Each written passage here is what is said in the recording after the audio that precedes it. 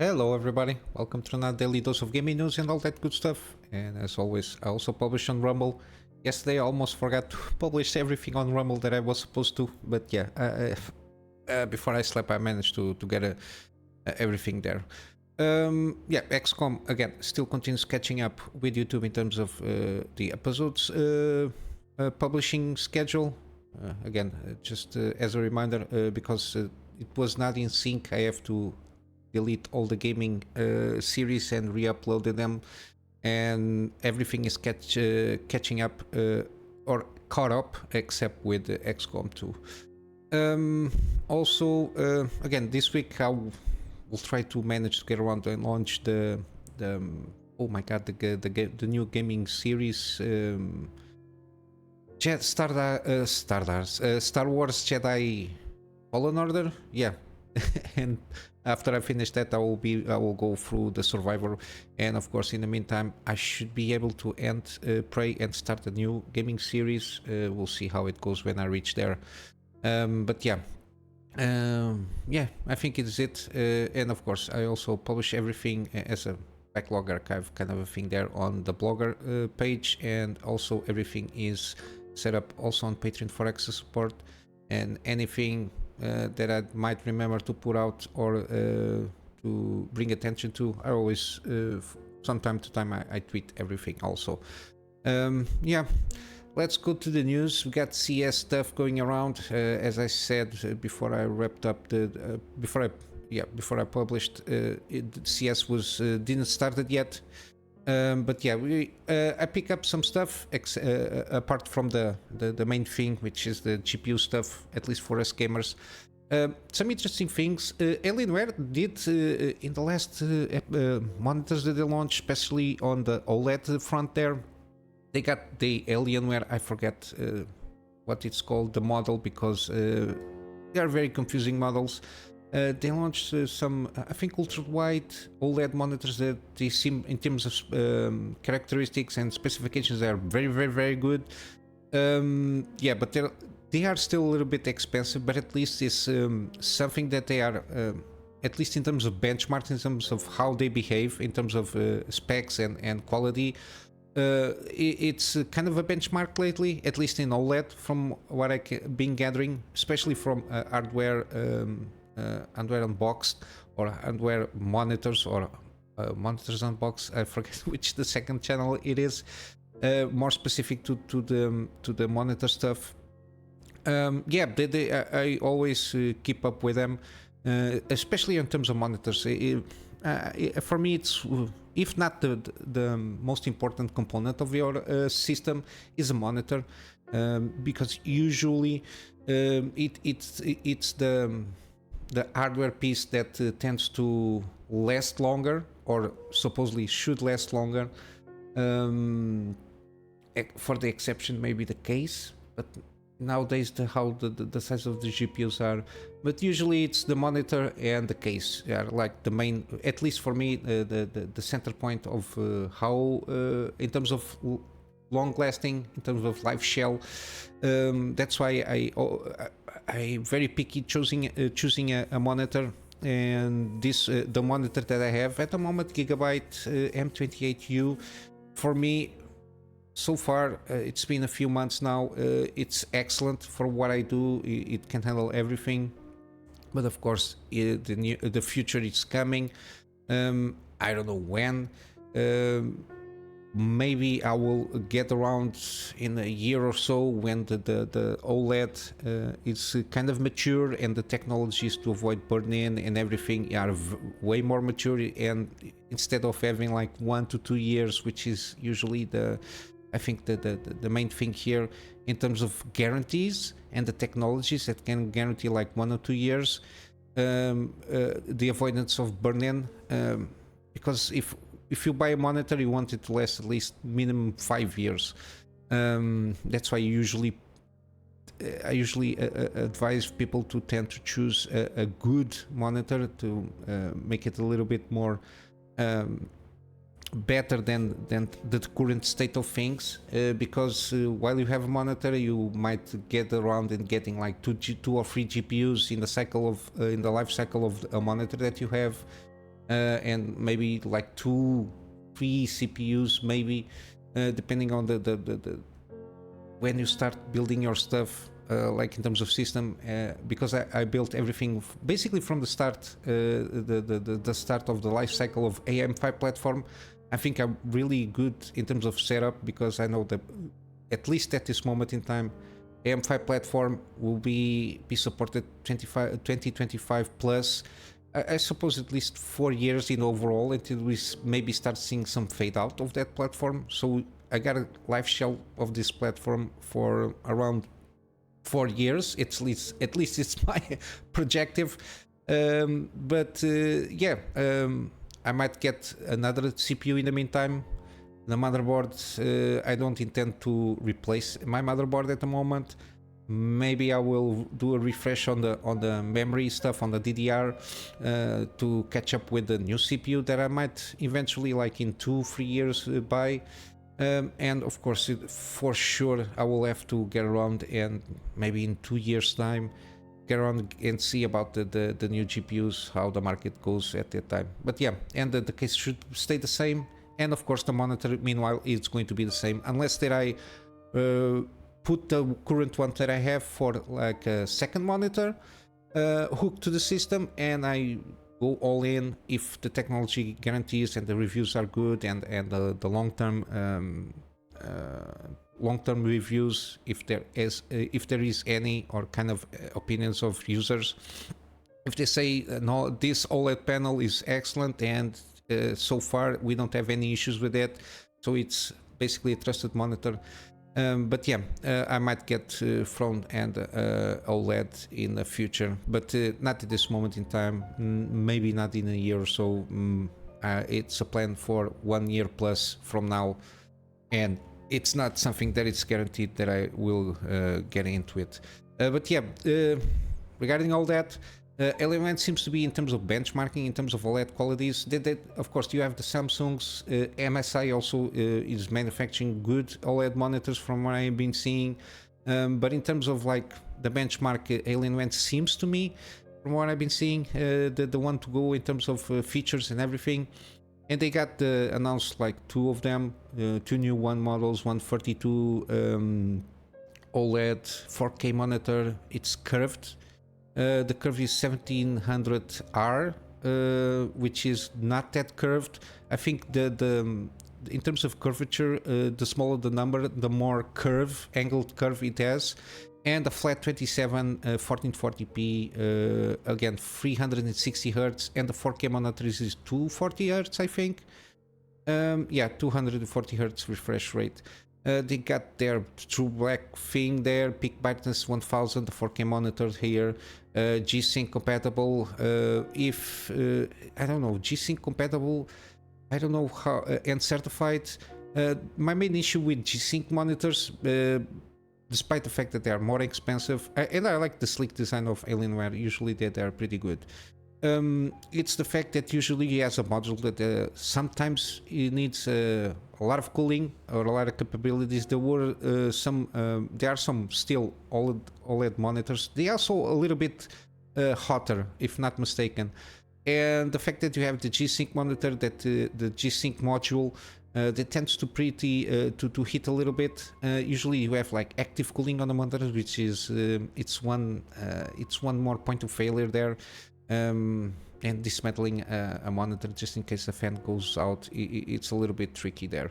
But yeah, I prefer FreeSync. How they call it? FreeSync Premium? Yeah, AMD FreeSync Premium Pro, which is compatible with G-Sync basically, even if you connect an NVIDIA one. So mainly because of variable refresh rate and the anti thing that tears the screen. Usually the AMD FreeSync Premium Pro, Jesus, kind of naming schemes of this, usually handles this. Even if you have an NVIDIA, you don't need like the G-Sync module to enjoy the features of the thing. And to a certain degree, they are cheaper, the monitors without the G-Sync module. But yeah, a lot of connectivities, one DisplayPort 1.4, 2 HDMI's 2.1, one USB 3.2, again USB, and yeah, we got here some hub. It doesn't mention here if it has like a key VM switch. Yeah, I'm not sure if it has, but it got a lot of connectivity. Again, a lot of power, 190 watts peak. It's a little bit on the heavy side, 6 kilograms. And of course, VESA support. The other one, the 27-inch, is 1440p, 360 hertz. Again, the same kind of treatment in terms of the monitor itself, 1000 nits peak, kind of thing there. It's a little bit almost 2 kilograms lighter, and of course, it consumes less power.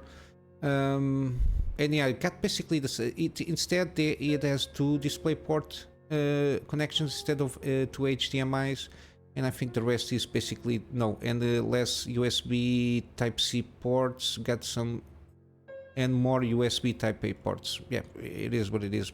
Again, they are offering 3-year limited OLED burn-in guarantees there on the hardware. Yeah. But yeah, the main thing is they seem pretty sleek in terms of design. The only thing that I don't like is the curved monitor. I don't think it's for me, these kind of things. At least maybe like a ultra wide or a very big one.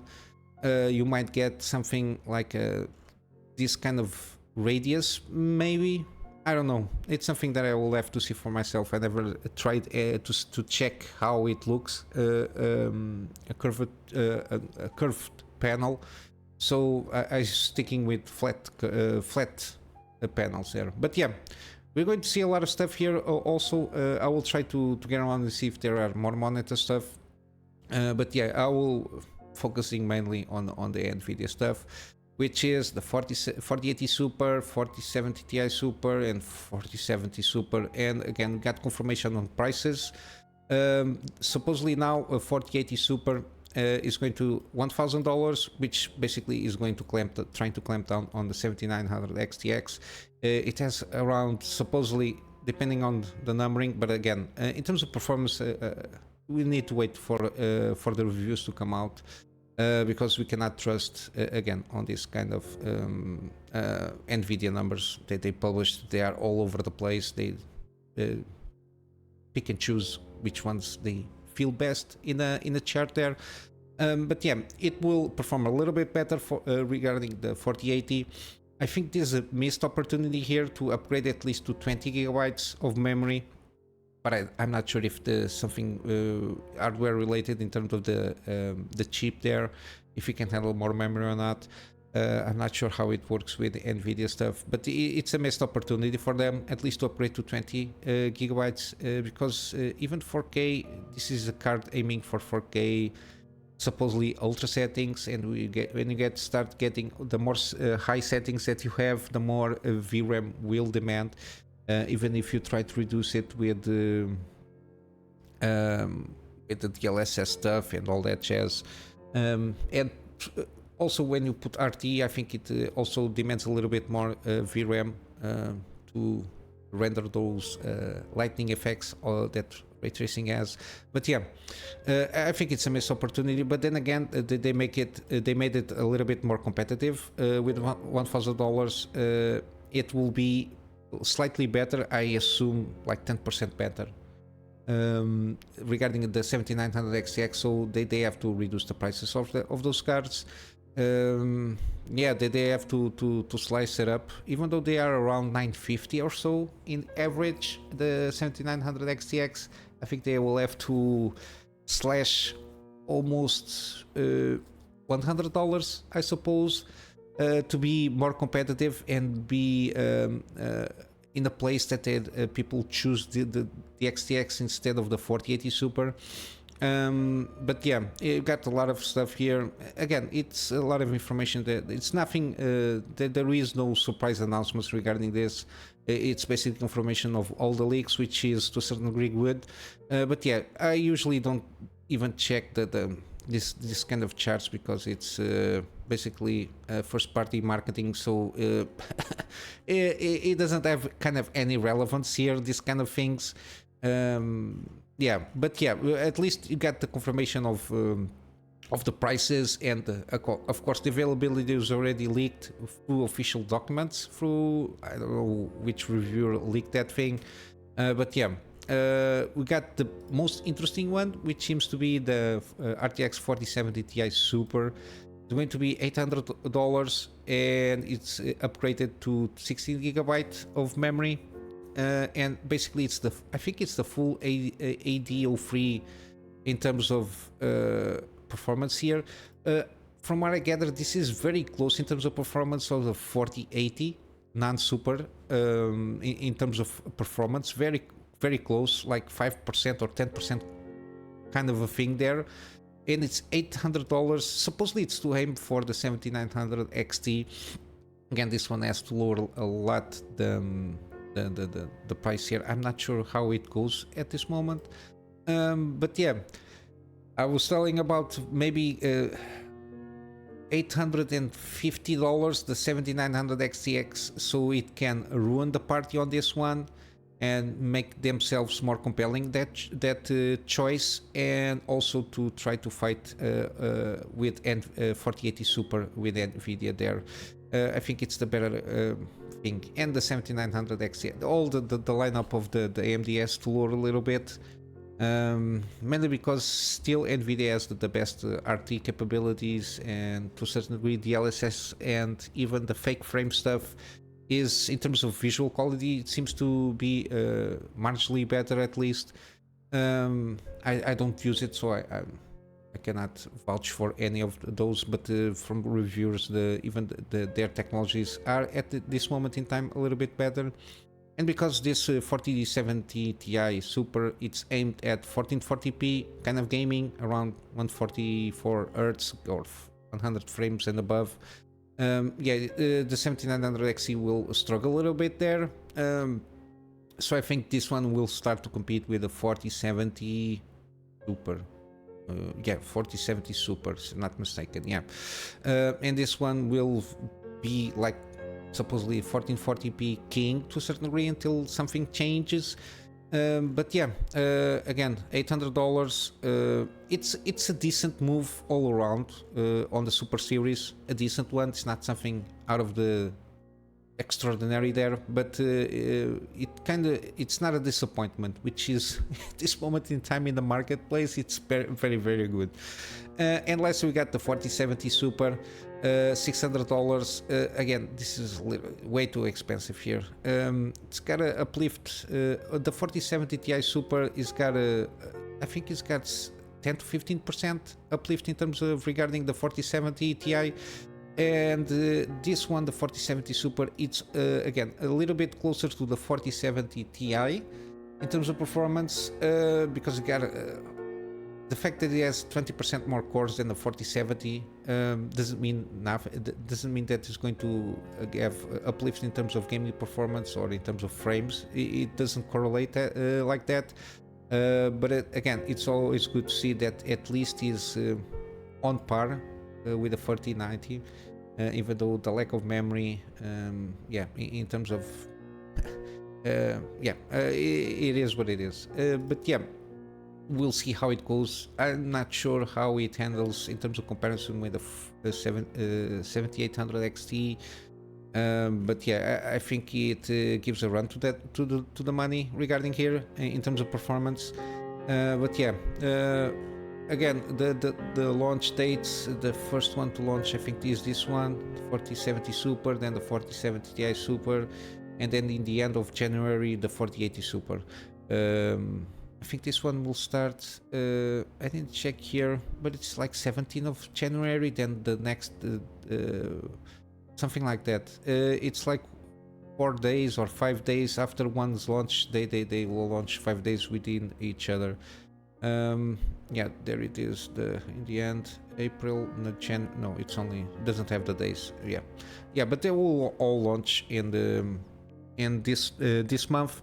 And again, if you can wait until the end of the month, because the reviews embargoes is only for like 48 hours before the launch date. So if you're interested in more high-end stuff, you have to wait for the 4080 Super launch and the reviews to come out like 1 day or 2 days before the official launch of that GPU.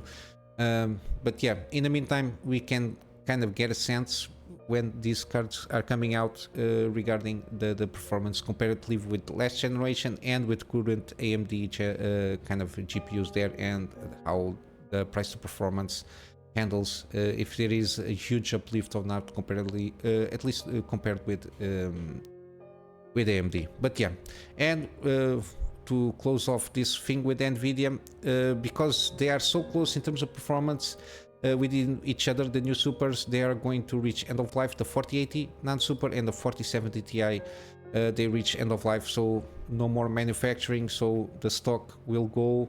I assume all the prices were going to be not officially slashed up. They just confirmed that they're not going to manufacture any more of these ones. I assume that unofficially the 4080 will at least drop to $1,000 or a little bit less, because it performs not that good as the 4080 Super, and the same thing will happen to the 4070 Ti. It performs around now basically as the same of the 4070 Super, basically the Ti one. Yeah, it is what it is.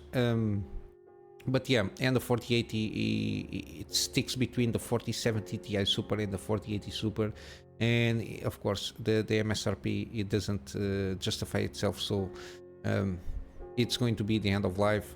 It's official for Nvidia, so yeah, don't even, if you're you just need to wait to the end of the month. Unfortunately, it's how things goes. If you're thinking of buying an Nvidia one, and even if you're buying an AMD one, just wait. Maybe something is more in terms of performance, because again, first party marketing is not usually numbers that you can trust in.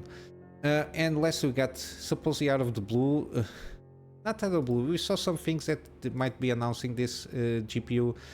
AMD launched the 7600 XT with 16 gigabytes, which I don't know, it's nothing. It's got the full Navi 33 unlock also.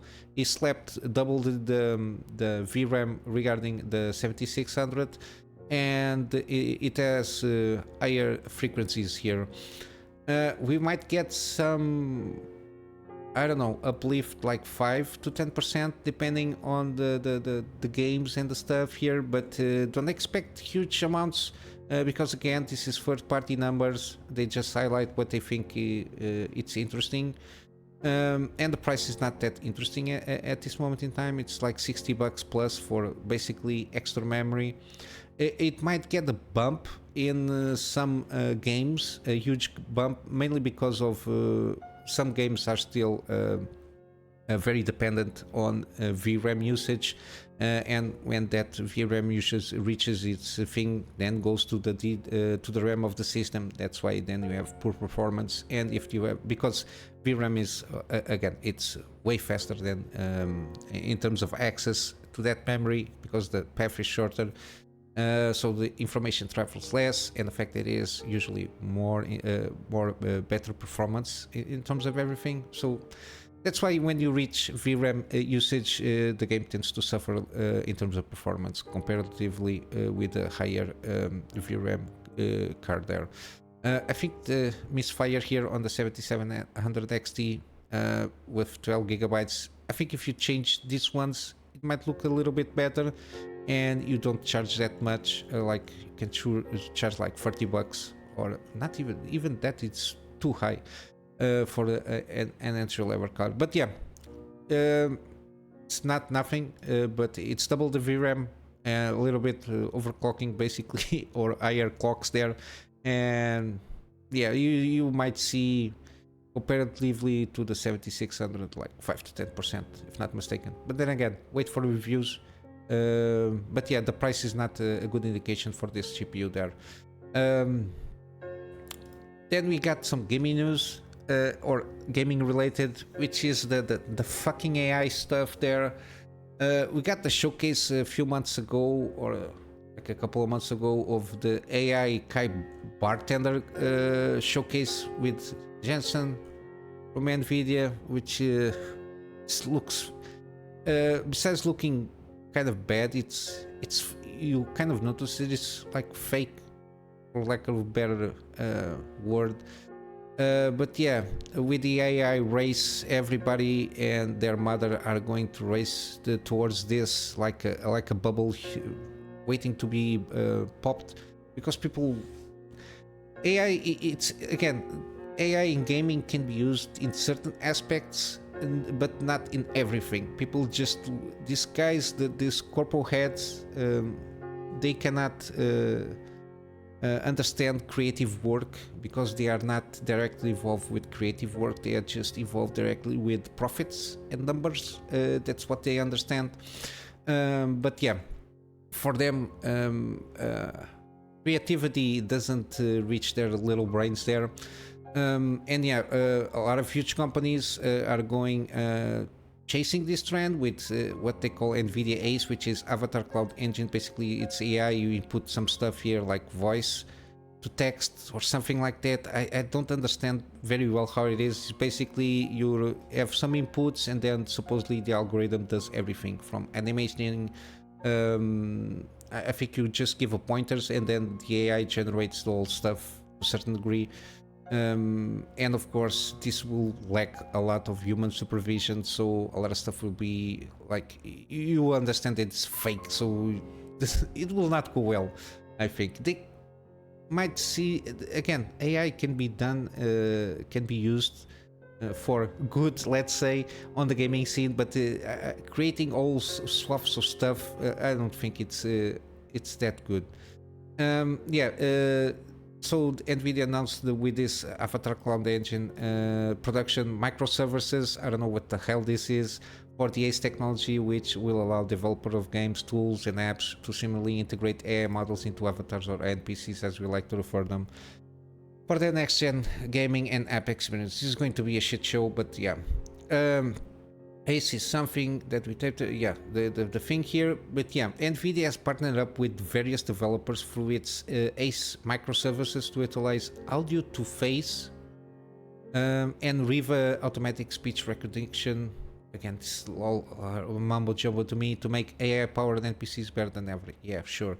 Monolith of developers again at the forefront. Ubisoft, I don't know. I think they're going to fall off a chair here. Tencent has a lot of stuff going on, so I assume they have like some subsidiaries where you can try up this thing. Then some Uniki, never heard of it. Arpalm, never heard of it. NetEase Games, I heard about NetEase.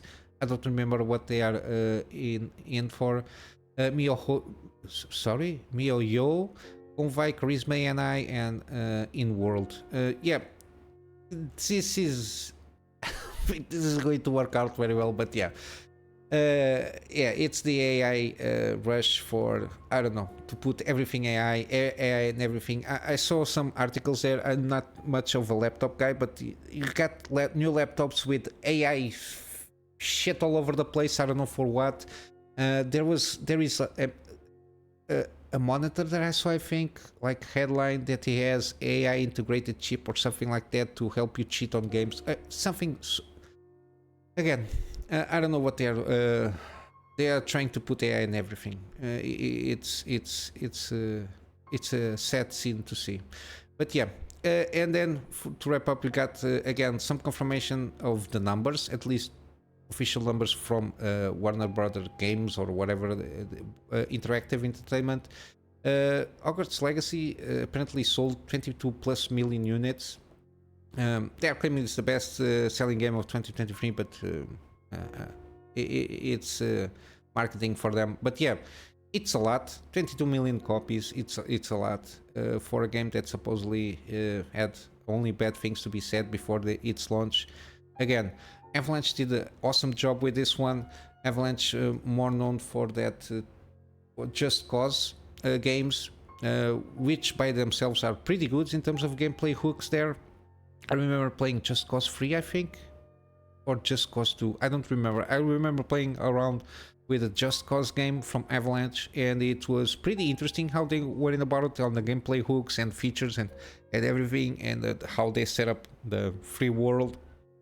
the open world, sorry, and how you navigate around it. Very, very interesting, and I think that they brought from at least the footage that I saw, that DNA in terms of gameplay loop and features and everything to the Hogwarts Legacy, and the fact that they really like and some of them loved the IP itself, the world itself, and I think it helps regarding how you develop a game in that sense.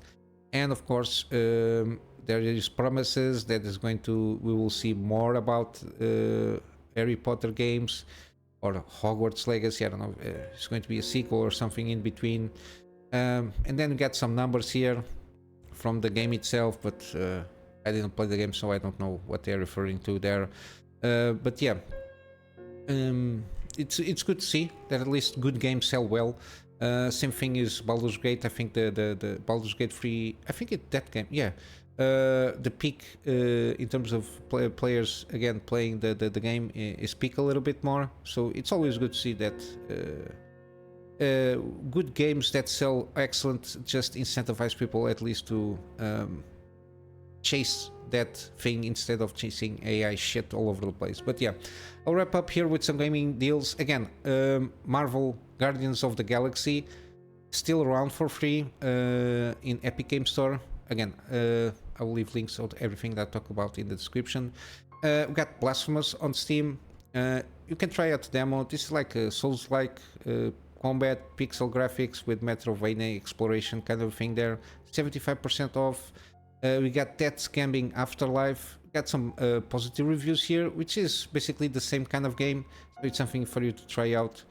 For 35% off. This game is more recent. No, it's not that recent, but yeah, 35% off. It's better than nothing. We got also the Lamplighters League, again with a caveat, this offering here 40% off. The fact I think officially the game is not supported. I'm not sure if there are mods fix some of the things that still reminisce there. I'm not sure, but yeah, the guys that were the developers just broke up with the publisher, which is Hairbraid Screens broke up with Paradox Interactive, just separated. And yeah, supposedly the Paradox didn't put anybody just patching the game or keep a handful of developers to support the game. I think it's officially out of support. I think there are still one or two issues there that might be annoying for people to play, but I'm not sure regarding mods. One of these days I will check and see if that there are mods for this one that can fix around. But seemingly it's a pretty good game in terms of gameplay, how they went about it. It's more about the performance in terms of certain things, some bugs here and there that are still reminiscent from that they weren't patched there yet. That's the caveat with this one. And again, Bioshock, the collection, all free games, the first two being the remastered version, and all the DLC associated with all the free games are for free. They are not for free, but on the cheap here. It's not, I think it's $15 all free games with the DLCs and everything, because I already have Bioshock Infinite here. I think it's like $16, something like that. Still, it's a pretty good deal for the trilogy. If not, just play the first game, the remastered version. At least you kind of see how a lot of games in terms of first-person shooters took inspiration from Bioshock here. And on GOG we got again wallworld, 30% off. Even at full price is an excellent game. I advise you to buy it with the DLC, the Deep Threat. Yeah, the Deep Threat adds a little bit more. I already played the game here. I don't know if they're going to launch even more DLC. It might seem that you might get more stuff, or maybe they just go directly to a sequel, because there are some teasers here and there on the story that might open more DLC or a full-on sequel. I don't know. We'll see how it goes. But yeah, an excellent game. And lastly, we got I got this out of the thingies that recommends here on GOG. Frostpunk Game of the Year Edition, 75% off. Again, it's like the CD strategy stuff there with survival elements. Pretty excellent game for the genre. I never got myself into too much on these kind of games. But yeah, this is a very well known. I always known this game to be pretty good for like a city management and survival and all that stuff that it comes out. Yeah, 75% off. I think it's a good deal there. And yeah, for today that's it, guys. Later, I think I forgot to mention there will be the Prey published episode, if not mistaken. Yeah, Prey. I will wrap up with my Patreon plug there. For extra support, the extra support is mainly for storage, which will serve for me to have backups of the stuff that I do for my clients, and of course extra space for the videos that I do for the channel. And yeah, basically that's it, guys. I hope you have a wonderful day, and I'll see you in the next one. So until then, Kunamy Master out.